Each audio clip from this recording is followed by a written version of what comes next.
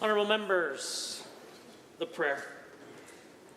Lord, the God of righteousness and truth, grant to our King, to his government, to members of the Legislative Assembly, and to all in positions of responsibility, the guidance of your Spirit. May they never lead the province wrongly through love of power, desire to please, or unworthy ideas, but laying aside all private interest and prejudice, keep in mind their responsibility to seek to improve the condition of all. Amen. Please be seated.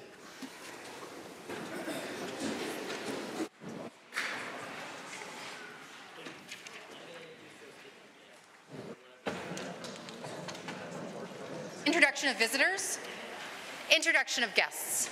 Honourable members, it's my great pleasure to introduce some very, very important guests to you. Now, I understand that these important guests may be introduced more than once today, but rules are rules.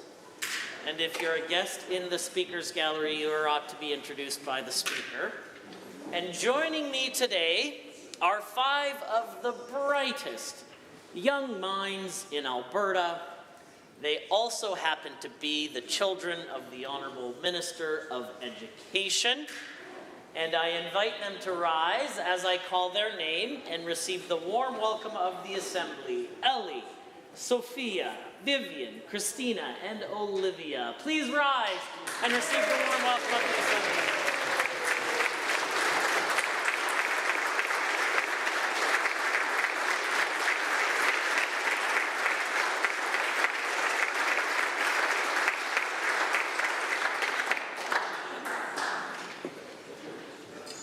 The Honourable Member for Edmonton Mill Woods has a school group to introduce. Yes, thank you, Mr. Speaker. And on behalf of the official opposition House Leader and Leader, I would like to introduce 85 students from Mayo Cooman School in Mill Woods. I believe they're in the public gallery, and I'll ask them all to stand and receive the warm welcome from the legislature. The Honourable Member for Edmonton City Centre. Thank you, Mr. Speaker. I'm pleased to introduce to you and through you my constituent Catherine Bell, a local senior who recently stopped by my office to ask for an Alberta flag in the face of the recent rhetoric from the President of the United States. She wanted the opportunity to show her pride in both our province and our country. So we were happy to provide that to her. She's here in the House today. I ask her to rise and receive the warm welcome of the House. The Honourable Minister of Service Alberta and Red Tape Reduction. Mr. Speaker, I am pleased to introduce to you and through you to all members of this Assembly, Miss Irina Sochilenko. She is actively engaged in both social and political spheres while continuing her work as a business owner in Ukraine. She's a lawyer, a psychologist, and an image maker. She's a true example of resilience and empowerment. I ask her to please rise and receive the warm welcome of the House. The Honourable Member for Edmonton Goldbar. Thank you, Mr. Speaker. Joining us in the gallery today, I have Marjorie, Catherine, Nadja, Oriana, Emily, Leanne. They're all educational support workers who are still on strike because this government is too cheap to give them a raise. I ask that the Assembly give them the warm welcome. The Honourable Minister of Infrastructure. Mr. Speaker, I'd like to introduce to you and through you to all members of the Assembly the Alberta Chambers of Commerce. With them are members from Calgary, Edmonton, Fort McMurray, Okotoks, and Peace River Chambers of Commerce, and my friend Dana Severson. Thank you for all your hard work advocating for and representing businesses and strong communities across the province. Please rise and receive the warm welcome of the Assembly. The Honourable Minister of Children and Family Services. Yes, thank you very much, Mr. Speaker. I'd like to introduce to you and through you and to all members of the Assembly some amazing guests here in the Legislature, Corinne Ofsty and Haley Scott from the Alberta Association for Sexual Assault Services. We had a great meeting this morning to discuss ways that we can help women and families that are fleeing sexual violence, and please rise and accept the warm welcome of this Assembly. The Honourable Minister of Infrastructure. Correction. The Honourable Minister of Education. Well, thank you, Mr. Speaker, and thank you for introducing my special guest. But of course, I want the opportunity to do that as well. So I want to recognize these 5 incredible special guests, my amazing girls. I ask them to rise when their names are called: Ellie, Sophia, Christina, Olivia, and Vivian. And I ask the Assembly welcome them again. Thank you.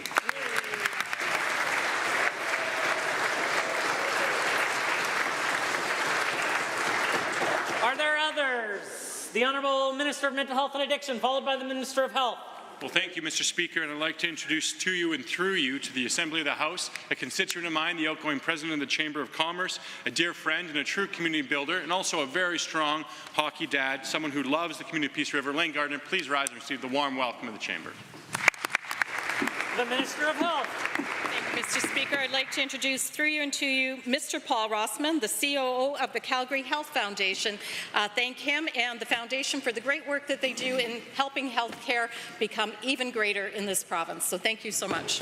There are others. Seeing and hearing none, the clerk. Ministerial statements. Member statements. The Honourable Member for Fort Saskatchewan-Vegreville has a statement to make. Thank you, Mr. Speaker. Budget 2025 is meeting the challenges facing Albertans and our province. I'm proud to see that this united Conservative government is taking decisive action now to ensure every student in Alberta continues to receive the world-class education our province is known for. Just this morning, the Minister of Education announced how Budget 2025, if passed, will help address the challenges facing our schools due to growing enrollment. For example, this budget would invest almost $1.1 billion over the next 3 years to hire additional teachers and classroom support staff. This funding will help school boards hire more than 4,000 teachers, education assistants, and support staff over the next 3 years. This is a critical investment at a critical time. If Budget 2025 is passed, Alberta's government will also be providing $55 million in classroom complexity funding in 2025-26. This is a 20% increase from the previous year. This funding would ensure school boards have the resources to deliver our world-class education to students with specialized learning needs. Overall, Mr. Speaker, Alberta's government is committing more than $1.6 billion to support students with specialized learning needs. Alberta's government continues to make generational investments into our education system that have never been seen before in this province. Last year, we announced a School Construction Accelerator program to build more educational spaces for our children. Now we are investing in the staff and support needs to fill those spaces. Budget 2025 would fund education's budget to the tune of $9.9 billion in 2025-26, an increase of over $400 million from the previous year. Mr. Speaker, this government is funding education, building more schools, and ensuring every student has the space and resources they need to succeed. Thank you, Mr. Speaker. The Honourable Member for Calgary Mountain View.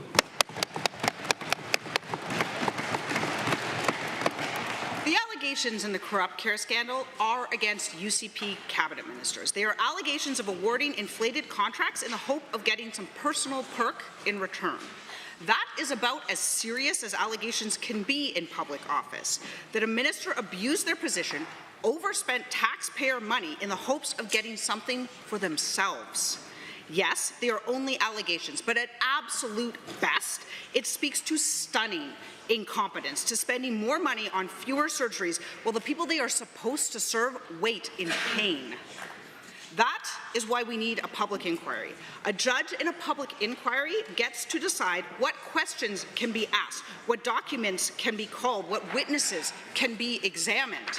When a judge calls you to a courtroom, you have to show up. You have to give evidence. If you don't, the punishment can be jail. But the UCP's sham investigation, the one the Minister of Justice keeps trying to pretend is the same as a public inquiry, the judge wasn't given those powers. The UCP set the terms of reference. That means they decide what questions can be asked. In a courtroom, the facts drive the outcome, and the facts, they're based on the evidence. But in the sham investigation, the UCP decides what questions can be asked, and that means they decide what evidence moves forward. Imagine for a moment that this was a criminal trial, that the accused was a thief. Would you let the accused thief decide what witnesses you could call, what questions you could ask? Would you call that justice? Of course not. The UCP cabinet ministers stand accused of corruption. They cannot be the ones to decide what the investigation can and cannot ask. That is why we deserve a public inquiry. And those ministers, the ones pretending that this is a public inquiry, well, they ought to be ashamed of themselves. The honourable member for Lacombe-Panoka has a statement to make. Mr. Speaker, today the Parliamentary Budget Officer released a report on the federal oil and gas production cap. For years, provinces, businesses, industry leaders, along with numerous independent reports have found that the federal government's proposed oil and gas emissions caps will hurt Canadians. It will damage our economy and cost jobs. Over and over, the federal government has dismissed and ignored these concerns. But, Mr. Speaker, this report vindicates and confirms the position of Alberta, our Premier, and our government. Just like what we saw in the response to the carbon tax, the independent parliamentary budget officer's scathing analysis shows beyond a doubt that this cap will hurt Canadians. Hear, hear. It will cut oil and gas production by 5% or over 245,000 barrels a day. It will eliminate 54,400 jobs from Canada's economy, and it will cut $20 billion from our GDP by 2032, all while global emissions increase at the same time. The federal government cannot claim to support the energy sector and highlight its importance to trade with the United States while undercutting it at the same time. You know who else can't claim to support the energy industry and jobs of Albertans across our province in Canada? The NDP, Mr. Speaker, whose masters in Ottawa continue to support this out-of-touch and economically disastrous federal government. Alberta is working to diversify our economy and trade partnerships and get more barrels to Tidewater to maximize the value of our exports. But this policy is blatant hypocrisy at a time when Canadians are uniting to support a stronger energy sector. This cap must be scrapped immediately for the good of the country.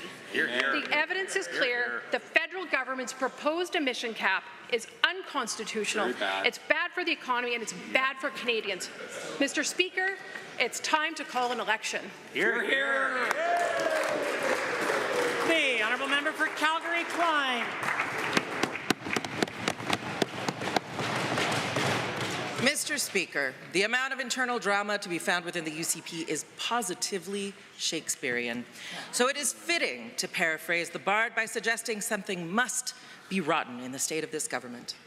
Just before session began, the former Minister of Infrastructure, the member from Airdrie Cochrane, quit the cabinet.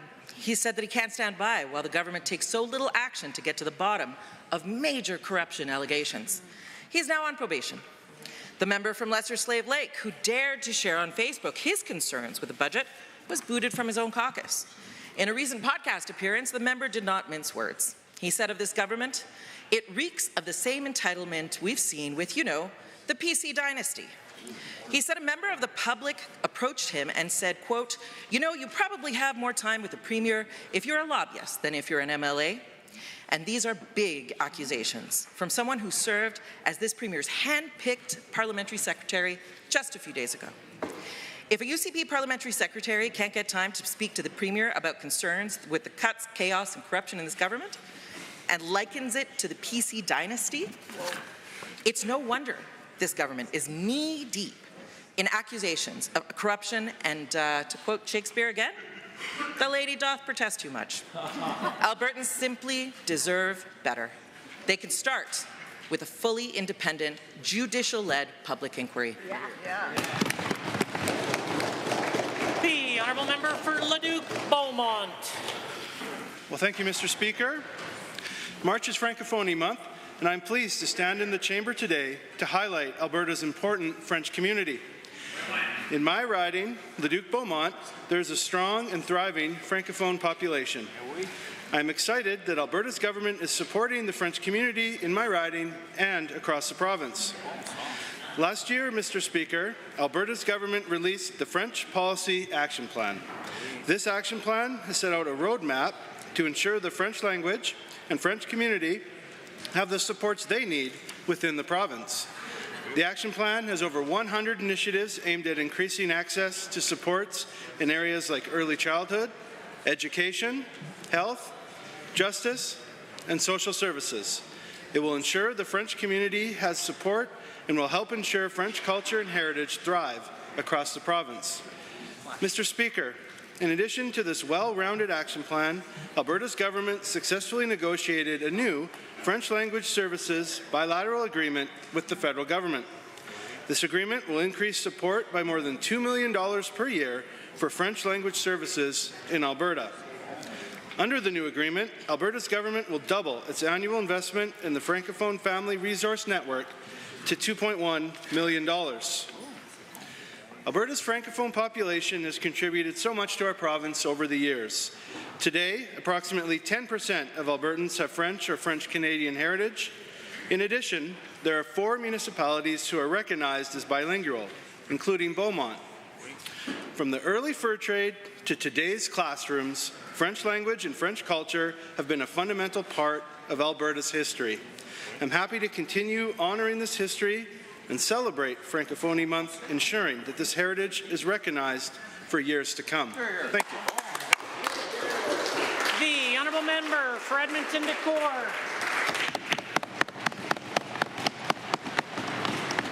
Albertans are working harder than ever, yet they are being crushed under the weight of skyrocketing costs. Rent is rising faster than anywhere else in the country.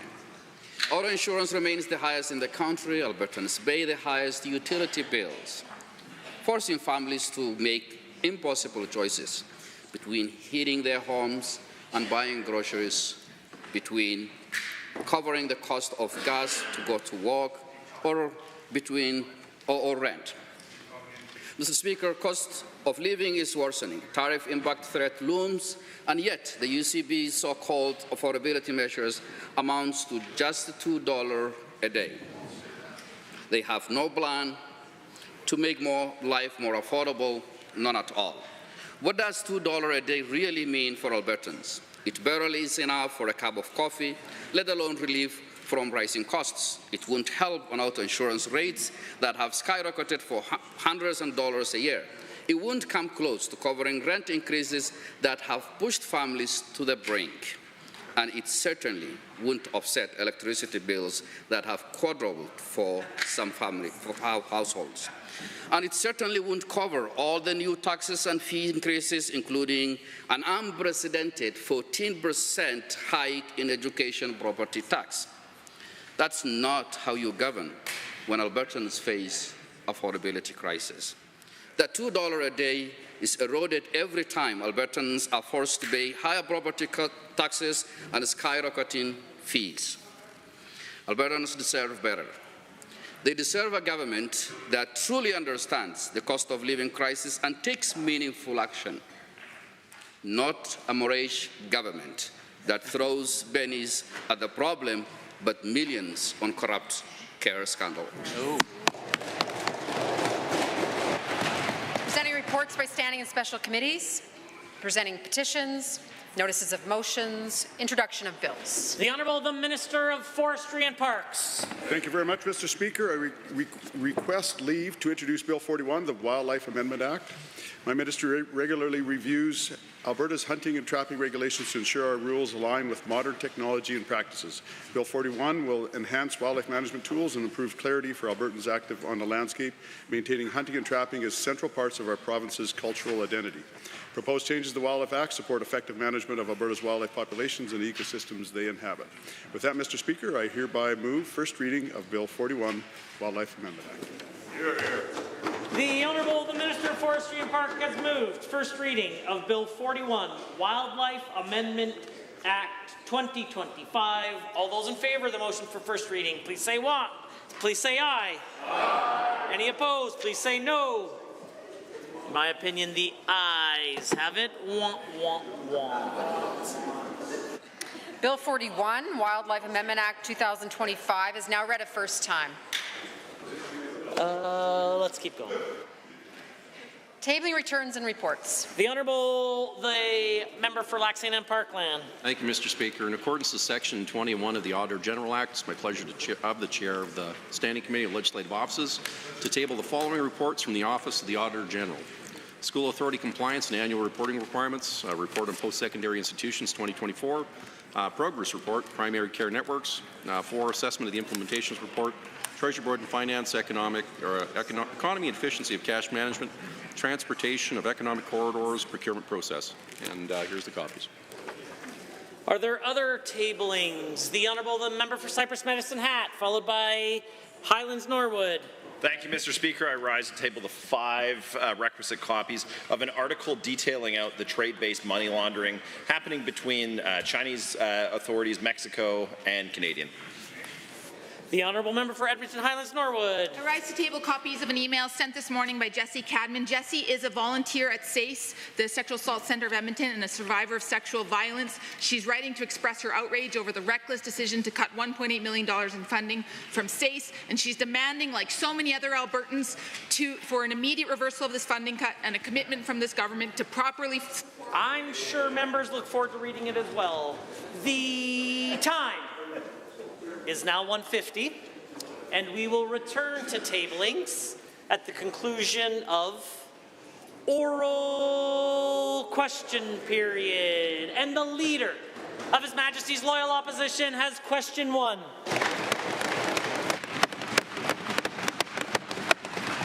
Mr. Speaker, Albertans are on the hook for hundreds of millions of dollars for bloated contracts with alleged kickbacks and useless products. This is at the heart of the corrupt care scandal. Taxpayers are also on the hook for shady land deal that stunk so bad that the former infrastructure minister quit UCP cabinet over it. New documents reveal that the government has written off expired PPE bought from the same company that's at the heart of all of this. To the Premier, how much has the government spent writing off expired PPE from MH Care, and how much per month are Albertans paying to store the rest of it? The Honourable the Minister of Health. Thank you, Mr. Speaker. If the members opposite are asking if Alberta Health Services during a global pandemic actually procured PPE and then stored it during a time when no one could find PPE in the world, the answer is yes. They did procure it, they did store it. Alberta Health Services was doing the responsible thing, making sure that Albertans had the products that they needed at a time that they needed it. Mr. Speaker, the members opposite should be thankful to AHS for doing that. The Honourable Leader of the Official Opposition.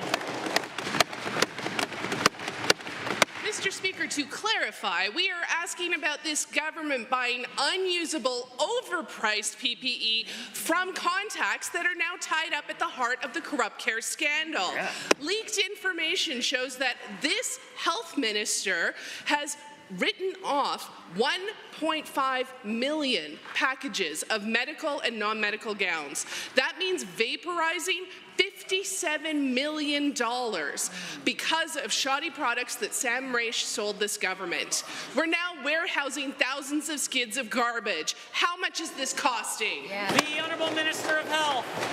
Thank you, Mr. Speaker. The members opposite are well aware that there have been many unknowns in the early weeks and months of the COVID-19 pandemic. They scoff, Mr. Speaker, but we were in a global crisis, as were every other province across this country, Mr. Speaker. In abundance of caution, AHS did purchase significant volume of PPE at a time when there was a worldwide shortage of PPE, and possibly these items would be difficult to procure in the months ahead, Mr. Speaker. They did the responsible thing. They have stored that product when it wasn't used. The Honourable Leader of the Opposition.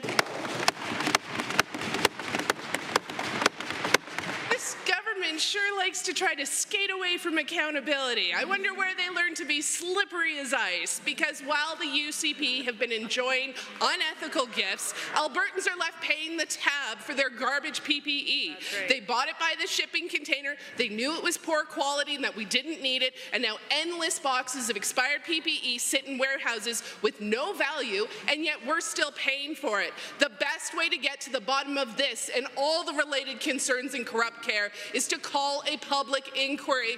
What is this government afraid of that they won't call a public inquiry? The Honourable the Minister of Health. Thank you, Mr. Mr. Speaker. You know what? While the NDP want to continue to play politics with people's lives, we on this side were actually doing the job that needed to be done during a global pandemic when there was a shortage of PPE right across the world. Mr. Speaker, AHS did the responsible thing and they procured PPE and they stored PPE. Mr. Speaker, so did every other province. I recently read articles that Saskatchewan and British Columbia are facing the same issue with product that they're not using. Mr. Speaker, the NDP should figure that out. I look forward to such an opportunity where you can speak from a standing position. The Honourable Member for Edmonton Gold Bar has a question.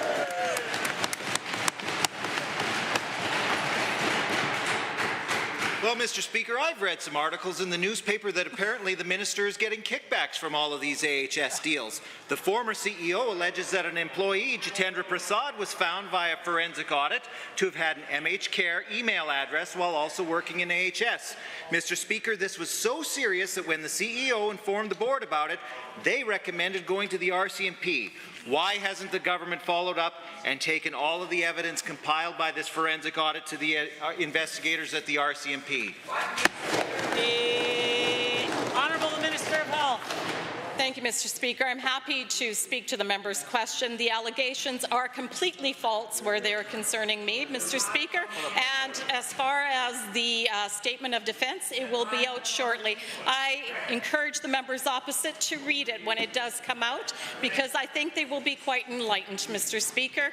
Mr. Speaker, the members opposite are happy to constantly put forward allegations that have no merit in truth. So, Mr. Speaker, again, I am looking forward to that statement of defence coming out very, very shortly. A point of order is noted by the Honourable the Government House Leader at 156. The member for Edmonton Gold Bar. Well, Mr. Speaker, what's taking the minister so long? We're all waiting to see the statement of defence. The evidence that was compiled about Prasad was compiled by a law firm. It was a forensic evidence, and the AHS board, when they saw it, said that it was so compelling that it should be taken to the RCMP. So my question is simple. What is the government hiding? What did the forensic audit find out about Prasad, who the Premier's Chief of Staff fondly called, quote, his guy? The Honourable Minister of Justice. Thank you very much, Mr. Speaker. Again, absolute nonsense from that member. We are not hiding anything. The government has taken immediate steps to move forward and work with the Auditor General's office, to work with the RCMP, to work with the independent, judicial-led inquiry and investigation into this, Mr. Speaker. We are happy to continue to cooperate and work with them and provide all of the investigations with the material that they need. We'll continue to do so. Thank you. The Honourable Member for Edmonton Gold Bar. Well, pro tip to the minister, an even more immediate step he can take right now is to confess to what was going on at AHS. When the deputy minister brought it up, she used the rumours of kickbacks. Now, we all know that kickbacks are illegal, and kickbacks deserve an RCMP investigation. So did the Premier. When everyone seemed to know that there were kickbacks going on, and the AHS board was briefed on them, and the allegations were this serious, why didn't they call in the RCMP? The Honourable the Minister of Justice. Mr. Speaker, I don't know where the member's been for the past few weeks, but the RCMP is investigating, and we've committed to full cooperation with that investigation.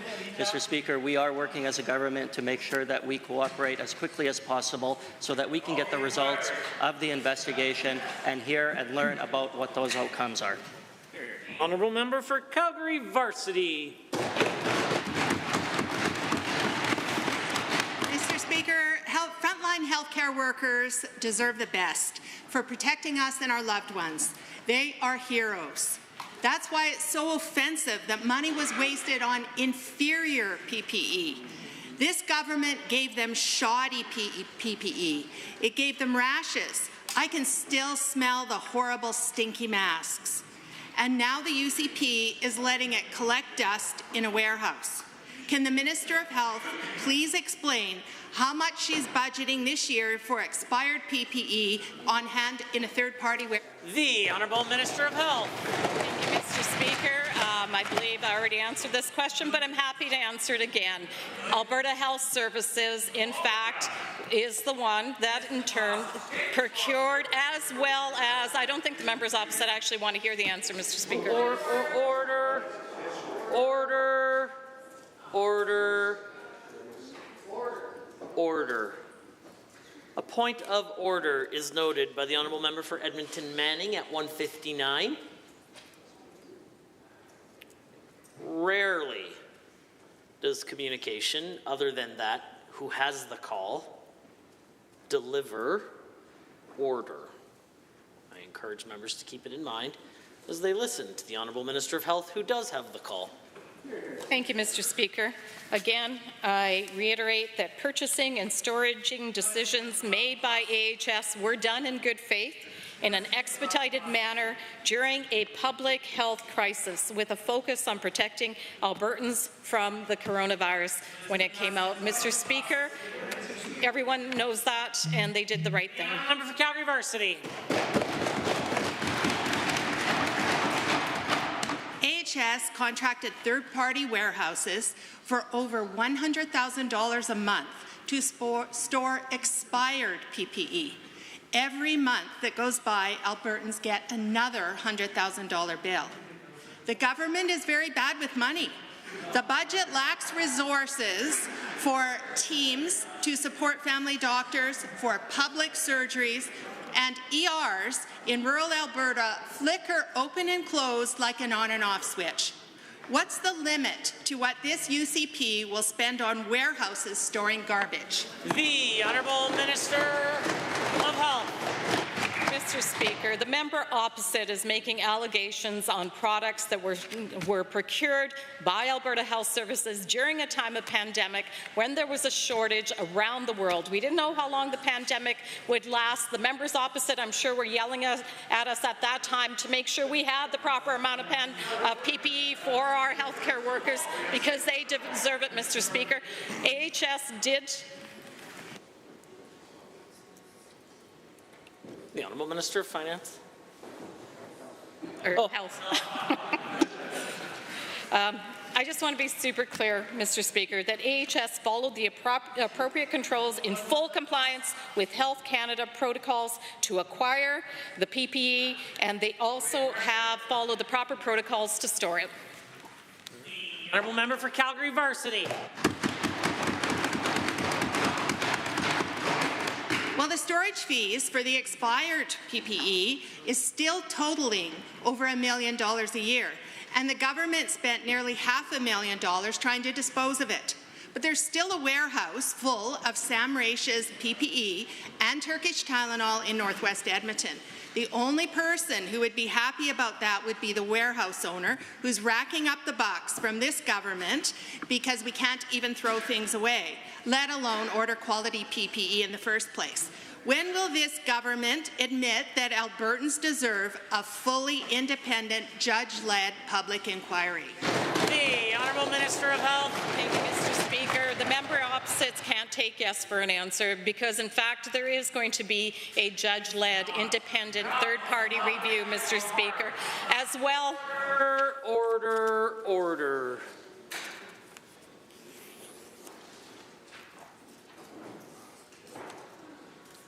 Minister of Health. Thank you, Mr. Speaker. As well, we are not the only province grappling with unused PPE. Saskatchewan, for example, is also grappling with the same issue, as is British Columbia, as I dare say are all other provinces that worked with not only federal government but also provincial and municipal governments to make sure that we actually had the PPE required when it was needed the most. The Honourable Member for Calgary Buffalo has a question. The former AHS CEO fired by this UCP government says she was told Doug Horner was unhappy about ASG services being capped. Mr. Speaker, Doug Horner, a former Conservative Deputy Premier, is the Finance Minister's relative, and he's a registered lobbyist for ASG. He's been helping Sam Raish and friends secure even more private surgical contracts. Did the Minister of Finance recuse himself of all decisions, cabinet discussions, budget choices when this government awarded Alberta Surgical Group contracts? Hear, hear. The Honourable Minister of Finance. Mr. Speaker, Doug Horner is indeed a relative. I claim him most days. Not a bad guy, but I've never met with him on ASG or any of these, probably because as a former finance minister, he knows that it would have nothing to do with my file. We usually talk about the weather and family, Flames versus Oilers, a lot of things, but I've never been lobbied by Mr. Horner on this. The honourable member for Calgary Buffalo. Okay. Doug Horner is currently registered to lobby the Ministry of Finance, the Minister of Finance, on behalf of Sam Maurice and ASG. As a lobbyist, Doug arranges, quote, informal communications, presentations, written communications, phone calls, grassroots communications with the Ministry of Finance. To the Minister, again, in the interest of transparency, please tell Albertans exactly what meetings perhaps your staff has had on behalf of ASG regarding the contracts at the centre of the corrupt care scandal, and what future meetings are scheduled with your staff. The Honourable Minister of Finance and the President of Treasury Board. Pretty similar answer, Mr. Speaker, because it's a pretty similar question. But yeah, I'd say I have never met with Mr. Horner. To my understanding, neither has my department on anything regarding ASG or chartered surgical facilities, because it is not our space. He is a lobbyist for other things. I'm sure the department's met with him on those things, but to my awareness, nothing on this file. Order. The honourable member for Calgary Buffalo. As the minister's family continues to lobby his ministry, his own deputy minister, the person responsible for helping to write the budget, Mr. Speaker, admits she was hearing rumors of kickbacks. On top of this, the minister has admitted to having gone to 2 hockey games on behalf of the businesses involved in the corrupt care scandal. With rumors of kickbacks and a lobbyist in the family, will the minister support our call for a judicial-led public inquiry, or will he continue to hide behind this sham? The Honourable Government House Leader. Mr. Speaker, I think the member's opposite should take yes for an answer. We already have appointed a judge from Manitoba investigating. We'll have access to anything and everything, Mr. Speaker. But what I can say right now is what I'm hearing from the opposition is the member from Calgary Buffalo, the worst finance minister in the history of this province, calling into question the integrity of the Minister of Finance and the relationship with a relative. Mr. Speaker, that is despicable, and the member opposite knows better. He's not a rookie in this chamber. The honourable member for Calgary Edgemont. Sexual Assault Centre of Edmonton delivers crucial services to Albertans who have experienced sexual violence. This government has pulled $1.8 million in funding, forcing SACE to turn away nearly 100 survivors who reached out for help. While the minister will point to future budget promises, survivors need help today, not theoretical dollars tomorrow that may never materialize. SACE CEO Mary Jane said, "It hurts my heart." Well, it hurts my heart too, and all of our hearts, to see survivors of sexual violence being turned away in their moment of greatest need. Will the minister stop hiding behind this one-time grant excuse and admit that this is a cut that harms Albertans? Yeah. The Honourable Minister of Children and Family Services. Well, thank you very much, Mr. Speaker, and thank you to the member for that question. Mr. Speaker, I value the work that sexual assault centres do throughout the entire province. They help women and children heal from horrific acts of sexual violence. That's why in Budget 2025, if passed, and I never want to presume the will of the House, but it invests over $88 million for the prevention of family and sexual violence, which includes $15.3 million for sexual assault centres throughout the entire province. Mr. Speaker, every sexual assault centre here in the province is receiving an increase in their base operational funding, and I know this is important to the minister, and I look for her support in the upcoming budget vote. The honourable member for Calgary Edgemont. Given that I'm talking about the one-time grant, and given that the Sexual Assault Centre of Edmonton did exactly what this government asked them to do, they reduced an 18-month wait list just down to 3 months by hiring qualified professionals to meet the requirements of their grant. And now the reward of this government is being yanked with the funding away. Given that the Sexual Assault Centre was forced to lay off all these professionals, shutting down intake for adult counselling, child counselling, youth counselling, and therapeutic groups, can the minister explain to sexual assault survivors who no longer have anywhere to go why the UCP won't support them in the most important time of need? The Honourable Minister of Children and Family Services. Well, thank you so much, Mr. Speaker. And Mr. Speaker, the Sexual Assault Centre of Edmonton receives nearly $2.1 million and operational funding from the Ministry of Children and Family Services. And Mr. Speaker, this number has not decreased, Mr. Speaker. All sexual assault centres across the province are receiving increases in their operational spending, and they have only received expansions of their funding over the last couple of years. Mr. Speaker, we value the work that sexual assault centres do, and that's why we have met the call that they have asked for in terms of increases to their base operational funding, Mr. Speaker. We know this is making a difference. Women and children are being looked after, and I'm proud of our government's record in this. The honourable member. About the one-time grant, and given that the government funding failures are spreading province-wide. For instance, Sheridan Centre of Red Deer has promised increasing funding that never came, receiving just $105,000 for a last-minute allocation. And given the Saffron Centre increased pressures on as SACE has turned clients away. Given that sexual assault centres across Alberta are desperately trying to keep their doors open while survivors are facing growing wait lists.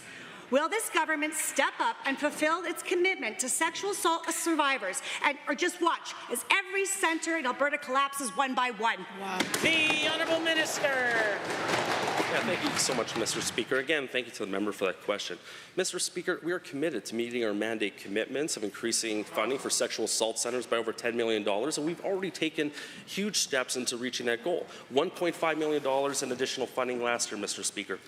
$1.5 million in this year's budget. Mr. Speaker, we are meeting the call and the ask from sexual assault centres throughout the entire province when they were wanting long-term sustainable funding. And Mr. Speaker, we are doing that upon their request.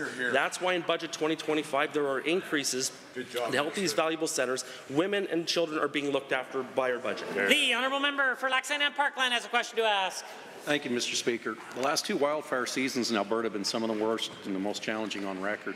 While we've experienced our fair share of heartbreak, we've also witnessed Albertans' remarkable resilience and community spirit. Faced a tragedy, the province united to support affected communities. Albertans came from all corners of the province to help out displaced residents and combat fires. We saw this personally in Drayton Valley, Edinburgh, Entwistle, and Jasper. We also saw the folks out in Valemount and Kamloops open up their doors to help the folks from Jasper. To the Minister of Forestry and Parks, could you share an update on our preparations for the 2025 wildfire season? What steps is the government taking to ensure that we're ready to respond to the challenges that may arise this year? The Honourable the Minister of Forestry and Parks. Thank you very much, Mr. Speaker, and to the member for that important question. So as the province enters the 2025 wildfire season, our government is focused on prevention, mitigation, and readiness to respond. This year, we are allocating a new historic high of $160 million in base funding for wildfire personnel, equipment, training, and contracts for things like aircraft and night vision helicopters.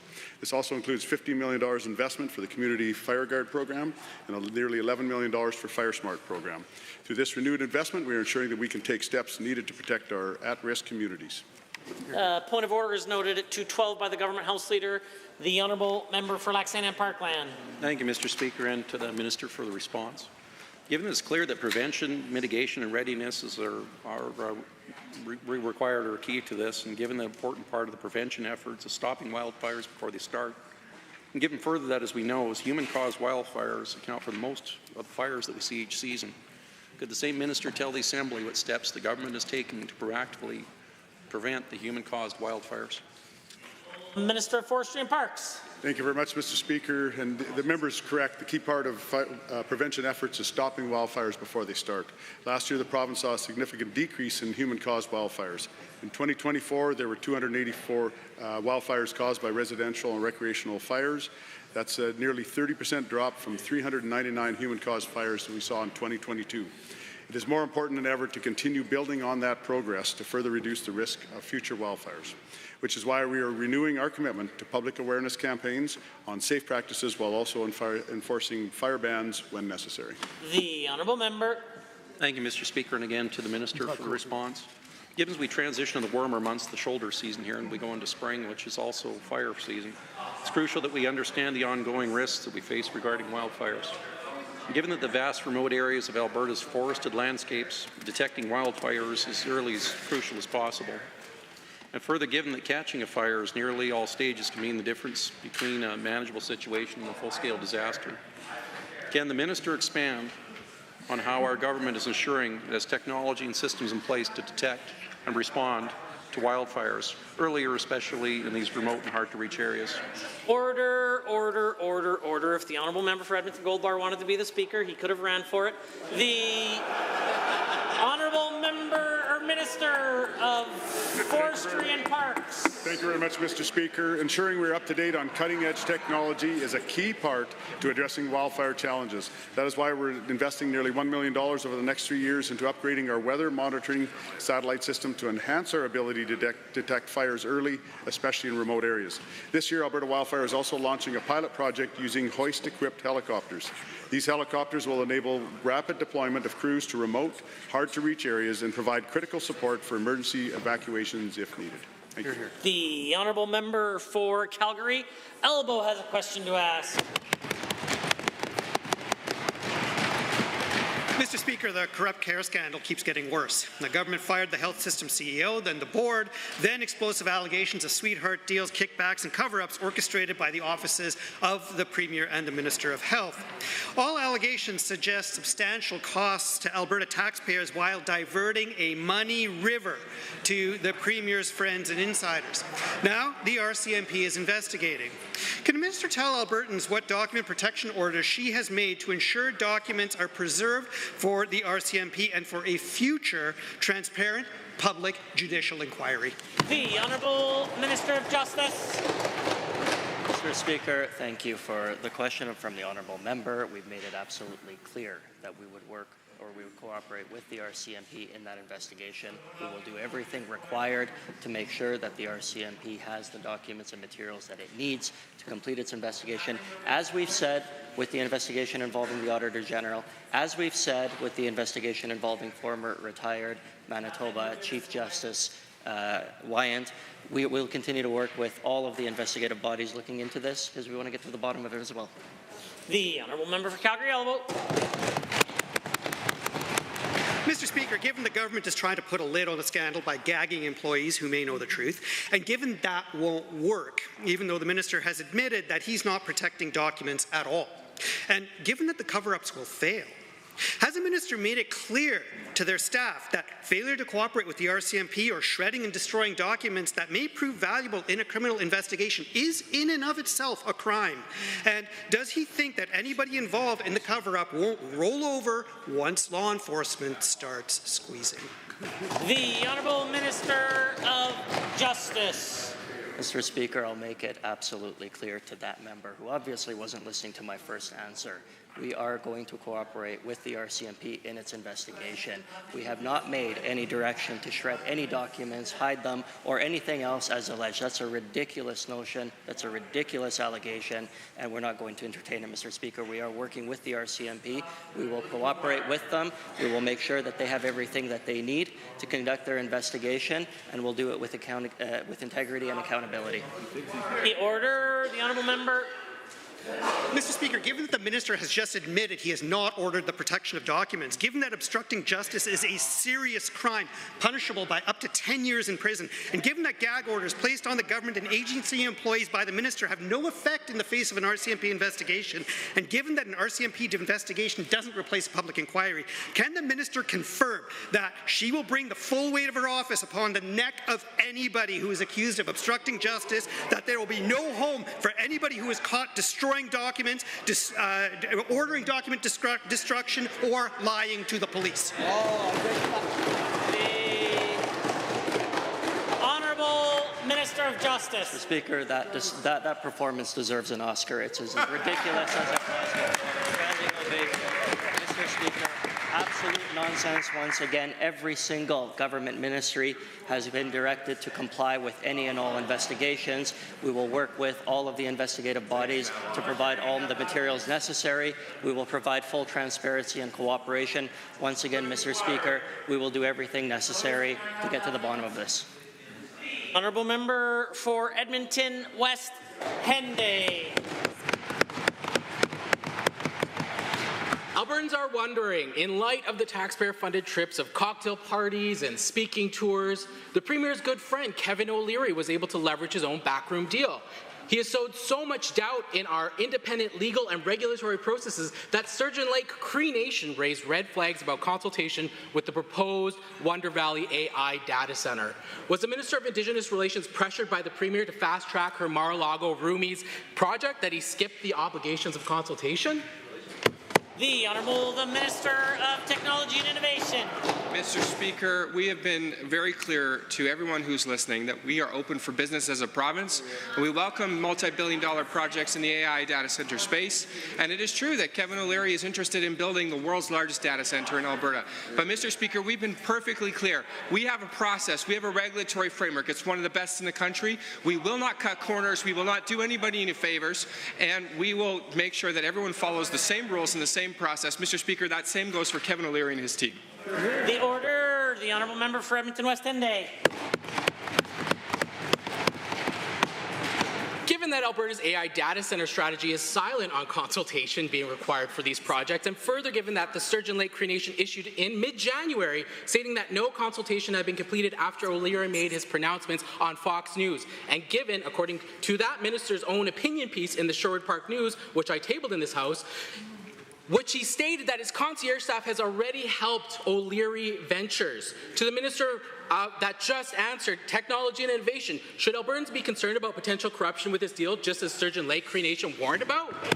The order, the Honourable the Minister of Technology and Innovation. Mr. Speaker, these allegations are ridiculous. Mr. Speaker, the fact is Alberta is open for business, and the fact is, yes, tech and innovation has established. Order. One thing I noticed is that the minister listened to the question. It's reasonable, despite what some people might think, that the Speaker can hear the answer. The Honourable the Minister. Mr. Speaker, these allegations from the opposition are ridiculous. The fact is, yes, we are open for business as a province, and that means that, yes, sometimes we set up concierge teams to work with private sector project proponents to help them navigate the regulatory framework. But the fact is, Mr. Speaker, that we will follow that regulatory framework to the letter. The fact is that everyone is going to follow the same rules. Everyone's going to follow the rules and do things the right way. And that includes consultation, Mr. Speaker. So the members opposite have nothing to be afraid of. The Honourable Member. Given that Sturgeon Lake Cree Nation wasn't given that opportunity to also receive consultation, but also given that the Premier is planning on using taxpayer dollars to fly to Florida to fundraise for the far-right propaganda machine PragerU at $25,000 a table, and given that on a previous taxpayer trip, the Premier was at Mar-a-Lago with Kevin O'Leary, and further given that he has indicated a fait accompli to Fox News in December of 2024 for natural gas, among other approvals, to the Minister of Affordability and Utilities, can you assure Albertans that no one cut backroom deals with Kevin O'Leary? The Honourable Minister of Technology and Innovation. Mr. Speaker, there have been no backroom deals, there are no kickbacks, and there is no subsidizing of these projects. Mr. Speaker, we have been perfectly clear that Alberta is the best place in Canada and one of the best in North America to make these types of investments. We will not subsidize it. We will not give a tax credit because you know what? Nobody needs that from us, Mr. Speaker. What we will give them is a gift of time by helping them to navigate our regulatory framework in an efficient manner. And that is enough for anybody to want to invest in Alberta. Mr. Speaker, there's Kevin O'Leary and there's a dozen others just like him who are eager to do business in Alberta. The order, the Honourable Member for Bonnyville, Cold Lake, St. Paul. Thank you, Mr. Speaker. As a result of the federal Liberal NDP coalition inflationary spending, Albertans are struggling to pay their bills. This is directly impacting my constituents in Bonnyville, Cold Lake, and their utilities. Hear, hear. I have had many constituents come to my office over the last 2 years with heartbreaking stories about financial choices that they've had to make. To the Minister of Affordability and Utilities, please share some of the initiatives that your office and the government has taken to address the high utility prices, specifically for electricity delivery. The Honourable Minister of Affordability and Utilities. Thank you, Mr. Speaker, and thank you, the member, for your advocacy. We've taken a tremendous amount of action to lower electricity bills, including introducing the rate of last resort, which has helped lower the default rate of electricity by 63% from its peak. We've stabilized and lowered access fees through legislation. This spring, I'll be bringing forward further legislative changes to support the modernization of our electricity system, and with continuing work, manage the future costs of transmission and distribution through efficiency and optimization. We've done a lot of work fixing the mess left behind by the NDP, and we continue to work to serve Albertans. The honourable member for Bonnyville, Cold Lake, St. Paul. Thank you, Mr. Speaker, and through you to the Minister, given that a major concern that I've heard from my constituents during my time as an MLA is the federal Liberal NDP carbon tax that was first introduced by this NDP government, and given that the NDP supports Alberta or Ottawa's reckless clean energy regulations that will negatively impact our electricity system, will the same minister please explain the harmful effects these regulations will have and why our government is standing against these harmful regulations? The order, the honourable minister. Speaker, and again to that member for that great question. Last week, Alberta's electric systems operator put forward analysis on Ottawa's disastrous clean electricity regulations, confirming what we've already been knowing and what we've already been fighting against, that these regulations will make our electricity grid up to 100 times less reliable, increase electricity prices by at least 35%, and it will fail to deliver any meaningful emissions reduction. Unlike the NDP and their federal counterparts, we will not be putting our families at risk during the coldest times of the year nor the hottest days of summer. We will continue to stand up against these unconstitutional regulations, fighting on behalf of Albertans, providing them the services and protections that they need. The honourable member. Thank you, Mr. Speaker, and through you to the Minister. Given that the utilities are just one of many financial pressures Albertans have faced, and given that one of my constituents, a senior on fixed income who has never relied on social assistance, now needs to utilize provincial programs to just keep her bills paid, could the Minister of Seniors, Community and Social Services please share what programs are available to support vulnerable Albertans who are in need of financial assistance? The Honourable the Minister of Seniors, Community and Social Services. Well, thank you, Mr. Speaker. We have the highest, amongst the highest senior benefit in the country. Mr. Speaker, we're investing almost $600 million this year in direct senior grants and senior supports. Mr. Speaker, larger budget than the vast majority of ministries at this table.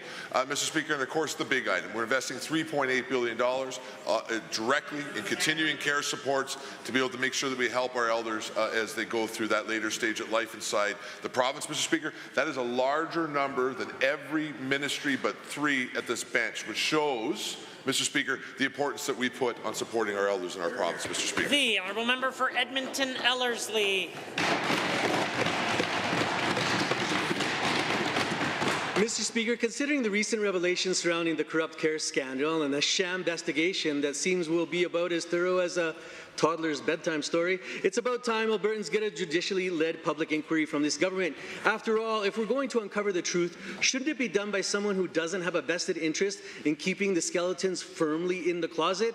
The Premier's dog and pony show of a so-called investigation has all the credibility of a magic 8-ball. So to the Minister of Justice, how many more layers of this onion are going to be peeled back before Albertans get answers? And who's going to do the peeling? The Honourable the Minister of Justice. Thank you, Mr. Speaker. Once again, I don't know how much more independent you can get than a former judge of the Provincial Court of Manitoba. Justice Wyant will operate independent of government. He will lead an investigation that has nothing to do with government. He will continue to provide for his investigations. He will deliver an interim report and then a final report on June 30th, 2025. That'll appear on alberta.ca for that member and all Albertans to see and read. The honourable member for Edmonton Ellerslie. Given that transparency is the goal, why does it seem like this government has nailed the curtains shut? Given that the public who pay for the healthcare system have the right to know if their taxpayer dollars are being misspent, how many more red flags need to wave before this government will admit that this isn't just a storm in a teacup, but a full-blown hurricane of mismanagement and potential malfeasance? When will the UCP call for the judicially led public inquiry? The Honourable Minister of Justice. Mr. Speaker, we have worked with the Auditor General in an independent investigation. We have worked with the RCMP in their independent investigation. There is a judicial-led independent investigation conducted by the former Chief Justice of the Provincial Court of Manitoba. That is as independent as it gets, Mr. Speaker. We're looking forward to seeing the results. Those will be posted on alberta.ca on June 30th, 2025. We all look forward to reading those findings. The honourable member. Given this government, like the MAGA friends south of the border, want to transform universal healthcare system into big business, benefiting their party insiders and friends, and given the corrupt procurement practices along with kickbacks to UCP insiders and the Premier's own Chief of Staff that are allegedly implicated, I ask, when will the government stop treating the corrupt care scandal like a PR problem to be managed and start treating it like the serious breach of public trust that it is? And if they truly have nothing to hide, why not throw open the doors to a full, judicially public inquiry and let the chips... The Honourable Minister of Justice. Mr. Speaker, from the very first day that the allegations were made, this government has treated this matter incredibly seriously. There is not one, not two, but three independent investigations happening right now. Mr. Speaker, this government has committed to cooperating with all three of those investigations. We look forward to the findings, we look forward to the results, and they will be published for all Albertans to see. Order. The Honourable Member for Camrose has a question to ask. Thank you, Mr. Speaker. Alberta has been recognized by the Canadian Federation of Independent Business for 3 years running as the leading jurisdiction in Canada for red tape reduction. Since 2019, this government has successfully implemented over 700 high-impact red tape reduction initiatives, amounting to a savings of $2.9 billion for Albertans. But the work is far from over, which is why we recently announced the Automatic Yes framework.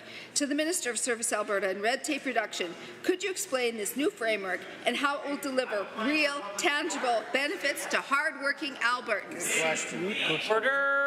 The Honourable Minister of Service, Alberta and Red Tape Reduction. Mr. Speaker, if you liked red tape reduction, you're going to love Automatic Yes. We're taking all the permits in this province and we're going to put them into one of three categories. It's the first two are code of practice and permit by rule. Now these are going to be for routine, low-risk permits, Mr. Speaker, and guess what? We're getting rid of the permit. It's gone. And we're going to focus on the more complex approvals, which is the shot clock. Every permit will have a different time frame, and if the proponent has not heard yes or no in the appropriate time frame, Mr. Speaker, then it's deemed approved. Nice. The order, a point of order, order. Point of order is noted by the Honourable Minister of Forestry and Parks at 2:30, and then again at 2:31 by the Government House Leader. The Honourable Member for Camrose is the only one with the call. Thank you, Mr. Speaker. Given that Albertans expect their government to enforce tough standards to protect them and their businesses, and given that some critics wrongly claim that the Automatic Yes framework weakens oversight despite its clear authority to deny permits when needed, and further given that since 2023, permit wait times in our province have decreased by nearly 20%, with some reduced by 30 days or more. Could the same minister explain how this new framework will build upon this progress while keeping Albertans secure and our regulations strong? The Honourable Minister of Service Alberta. Mr. Speaker, I've got 4 kids, and I love clean air, clean water, and I want my kids and grandchildren to enjoy that as well. Here. So I can tell you this process does not preclude the regulator from saying no. If there's an environmental issue, if there's a health and safety issue, they can absolutely say no. But Mr. Speaker, if the answer is going to be yes, then we don't need to take 3 years to do it. Here. Let's tell the proponent it's approved, let's get them investing in our province, and let's create those mortgage-paying jobs for Albertans. That's what this is about. The Honourable Member for Camrose. Thank you, Mr. Speaker, and to the Minister. Given that long wait times for permit approvals hold back businesses, builders, entrepreneurs, and others, and given that uncertain times for permit approvals are a risk factor for investors, causing them to look elsewhere to put their money, and further given that the Automatic Yes tool employs a shot clock approach to provide greater certainty for permit applications, could the Minister share a concrete example of how the shot clock approach to permitting will unleash development and entrepreneurs members in places like the Camrose constituency. The Honourable Minister. Thank you, Mr. Speaker. This actually was tried by the Alberta Utility Commission, Mr. Speaker. It used to take us 3 months in this province to approve a 10-megawatt generator.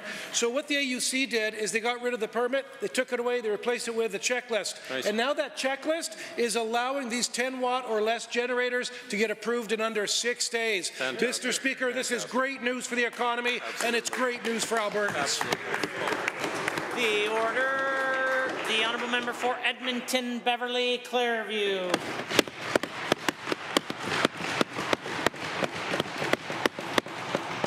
Mr. Speaker, Alberta's parents are watching as their child's EAs, custodians and school admin assistants remain on strike for weeks, months, all while knowing this is a UCP government increasingly beset by scandal, chaos and corruption. They're also hearing troubling allegations that public funds are being funneled into contracts that benefit their wealthy insiders instead of students and workers who need the most support. Can the minister explain why this government continues to justify hundreds of millions of dollars for bloated private surgery contracts while failing to prioritize fair wages for these essential? The Honourable the Minister of Finance. Thank you, Mr. Speaker.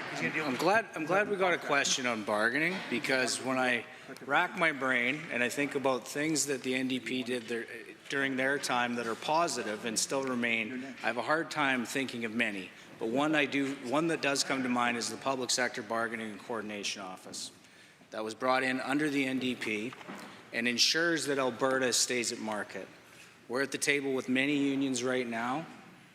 We've seen a lot of wage escalation, especially since post-COVID. And what helps me sleep at night when I see these large numbers is knowing that we're going to be at market. We've seen a lot of wage escalation around us. I know that's where we'll land in their agreement. The order, the Honourable Member for Edmonton, Beverly, Clairview.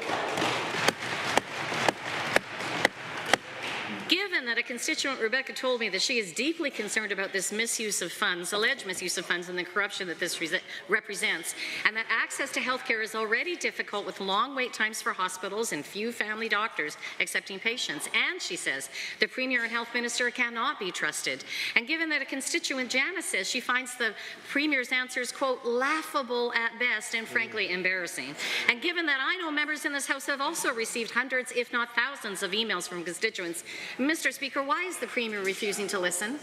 The Honourable the Minister of Finance.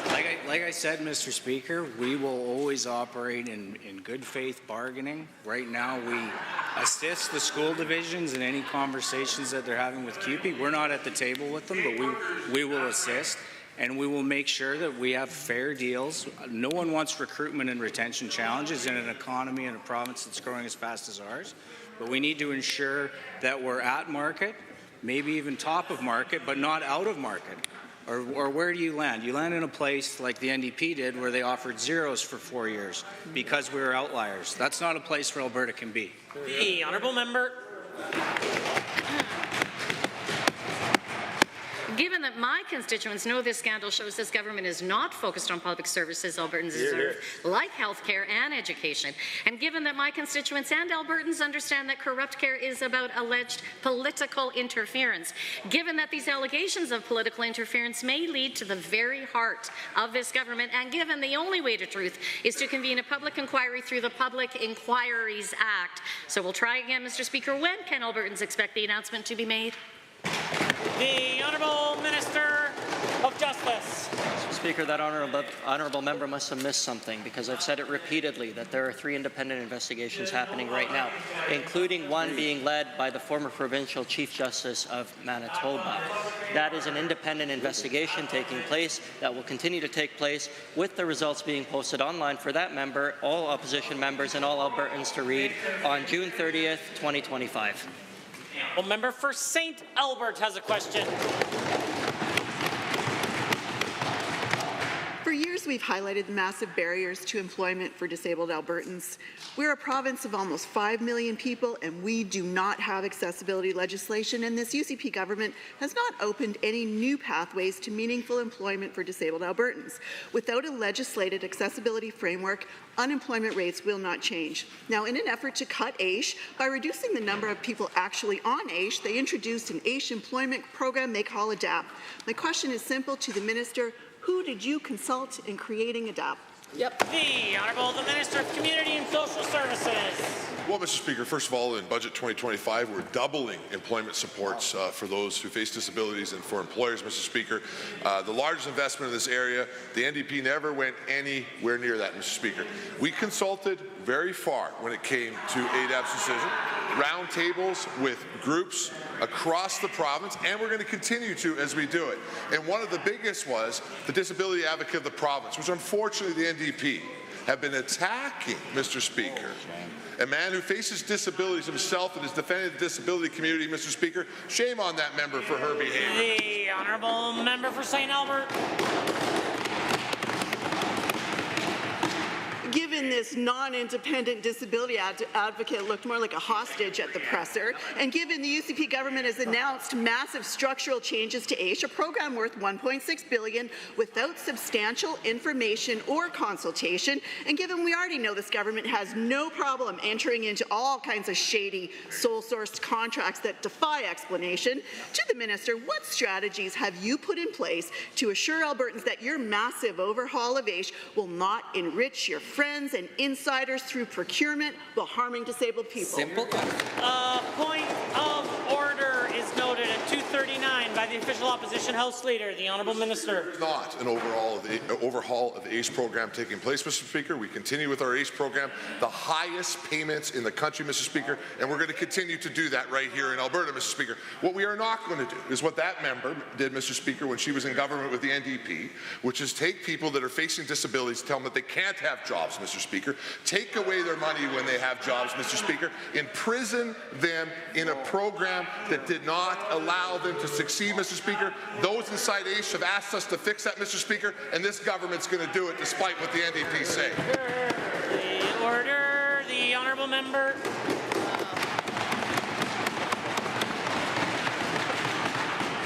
Given this minister should be ashamed of himself for gloating about poverty wages that are AISH. It's like $10 an hour for a full-time job. Now, they're looking to reduce the number of people on AISH by creating a pathway to AISH employment they call ADAPT, but they're not telling people what they're doing. There are over 10,000 people that currently work sporadically on AISH, and they're afraid because this minister refuses to be transparent about what's going on. What is going on? Because we know you didn't consult.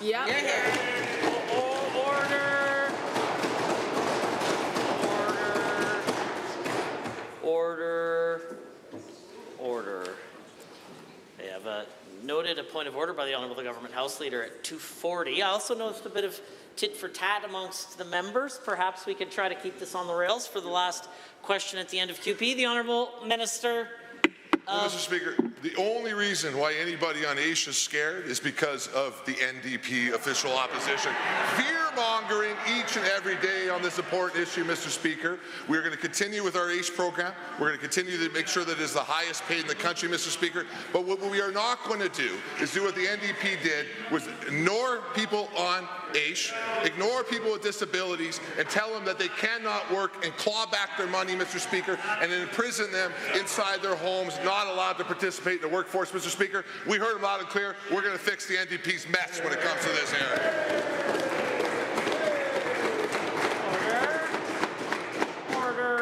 Order.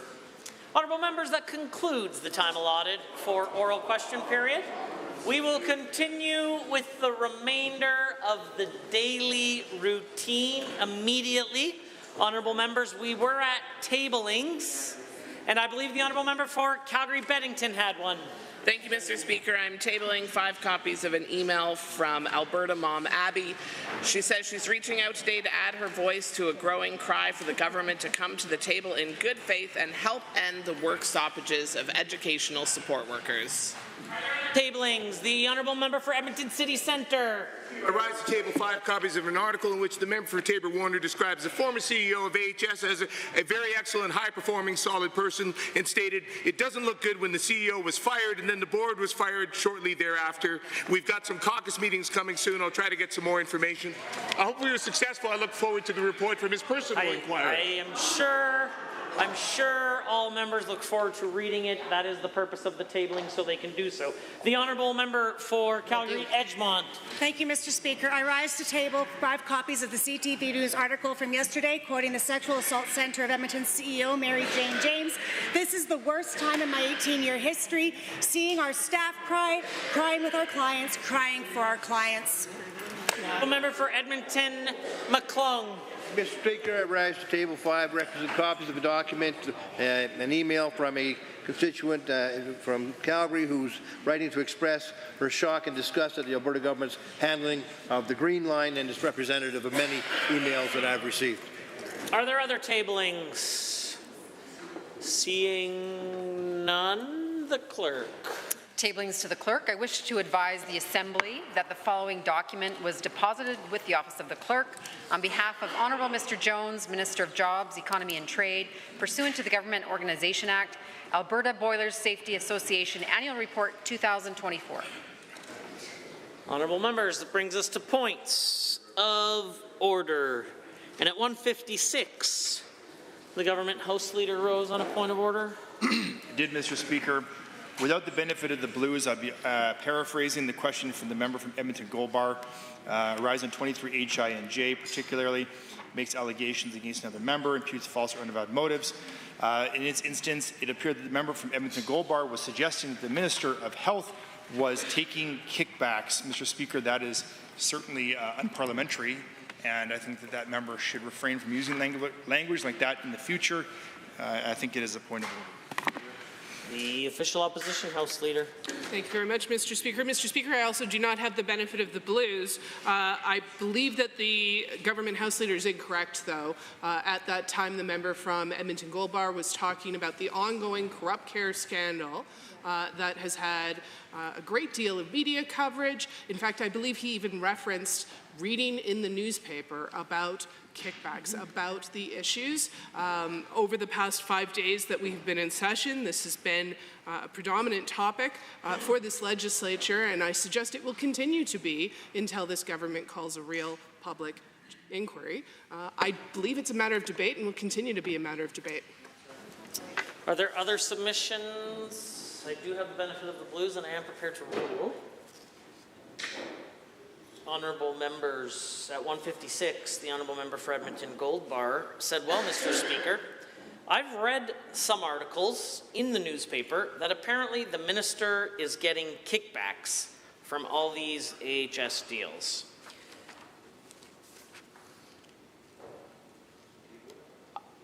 I would say, and I know that the honourable member for Edmonton Gold Bar has lots to say, both from a seated position and from a standing position, one of which is appropriate, the other much less so, with respect to his primary concerns around the issue of the day.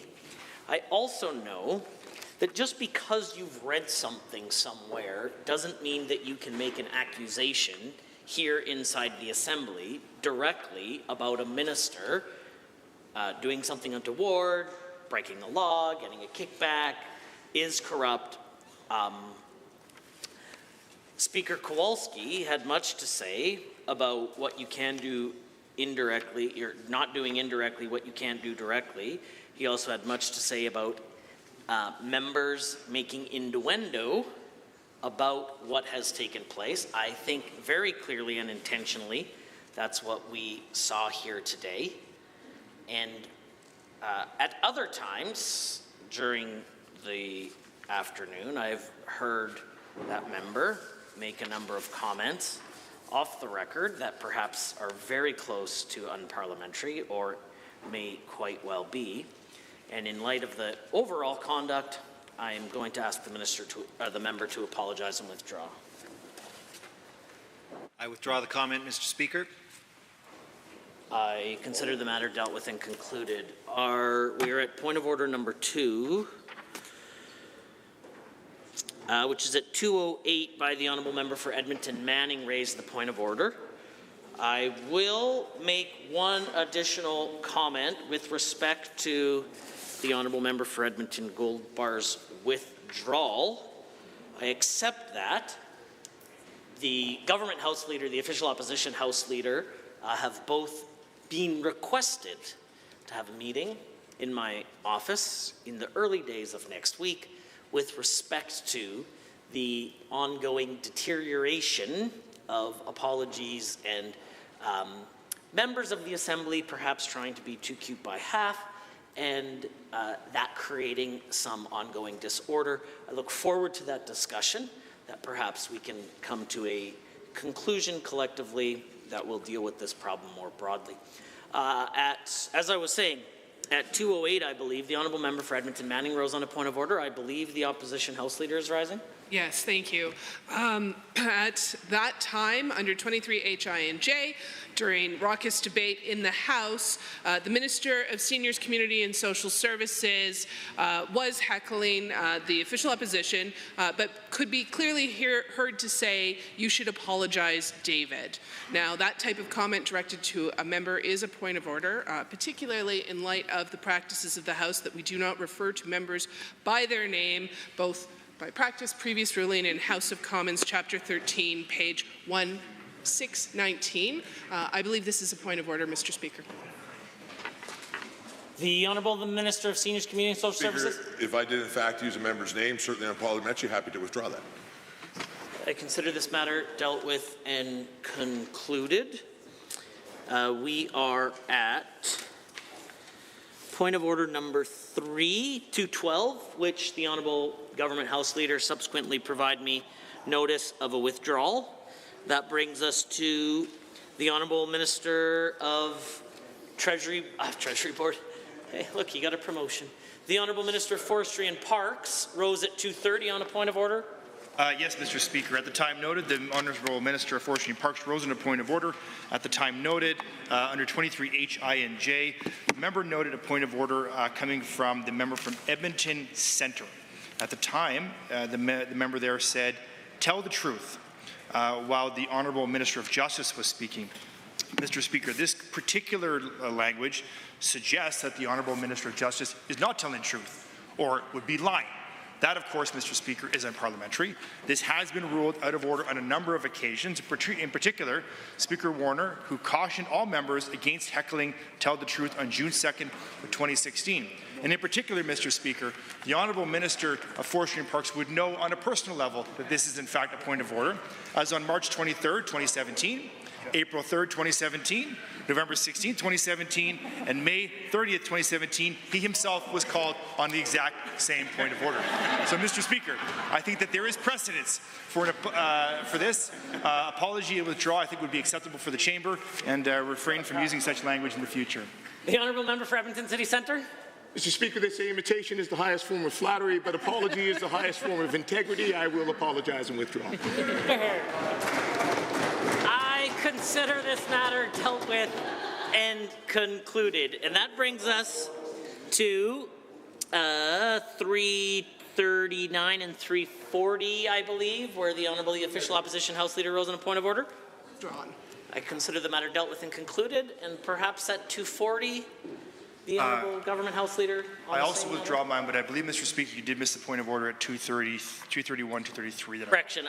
You're 100% correct. I consider the matter at 240 dealt with and concluded, that you've withdrawn, and please proceed to the last point of order. Thank you, Mr. Speaker, for recognizing the offsetting penalties.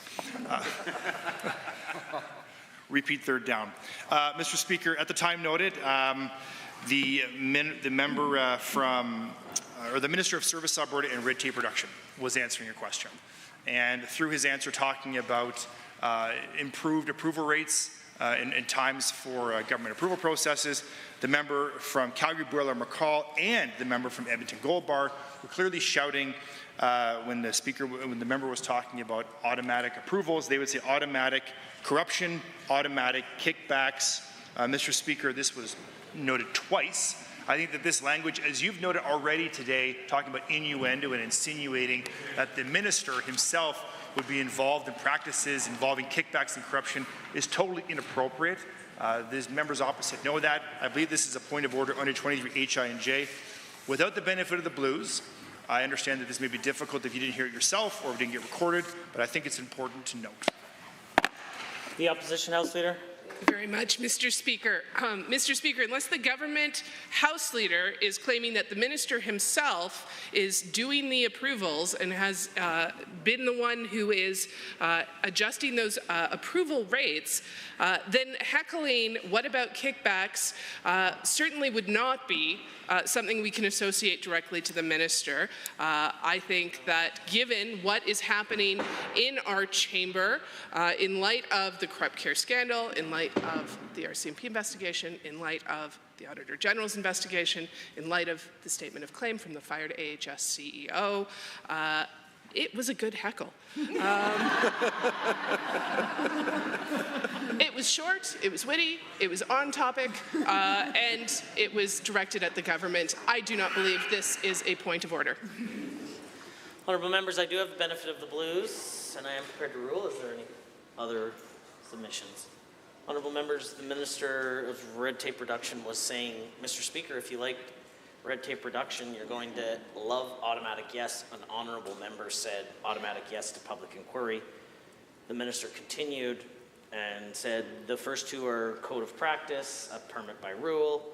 The member for Calgary-Boular said automatic yes to corruption, bloated contracts, kickbacks. Continued, he then went on to say, what about kickbacks? The honourable member for Edmonton Gold-Bar said, how about public inquiries? And the honourable member for Edmonton Gold-Bar said, what's the time frame for public inquiries? I will say this, that you can't out-heckle an old heckler. And, well, automatic yes to corruption certainly gets very close to the line of a point of order. It implies that that minister may be the one responsible for corruption, but in light of our cooperation here this afternoon on points of order, in light of the fact that I do appreciate appropriate levels of discourse in the Assembly, while we haven't necessarily seen that at its peak over the last couple of days, I would say that this is a much more friendly banter between caucuses of the Assembly. I won't consider this a matter point of order, but I do provide a caution to the member that you can't imply that a minister or ministers are responsible for corruption. I consider this matter dealt with and concluded. It's not a point of order. Honourable members, that brings us to adjournment. But prior to doing so, it's important that we note that the legislative policy committees will convene this afternoon, this evening, tomorrow morning for the consideration of the main estimates. This afternoon, Alberta's Economic Future will consider the estimates for the Ministry of Jobs, Economy, Trade and the Grasslands Room, and Families and Communities will consider the estimates for the Ministry of Health in the Rocky Mountain Room. This evening, the Standing Committee on Resource Stewardship will consider the estimates for the Ministry of Municipal Affairs in the Rocky Mountain Room, and tomorrow morning, the Standing Committee on Resource Stewardship will consider the estimates for the Ministry of Environment and Protected Areas in the Rocky Mountain Room, and the Ministry and the Standing Committee on Families and Communities will consider the estimates for the Ministry of Public Safety and Emergency Services in the Grasslands Room. Honourable members, pursuant to Standing Order 59015B and the 2025-2026 main estimate schedule, the House stands adjourned until tomorrow at 1:30 p.m.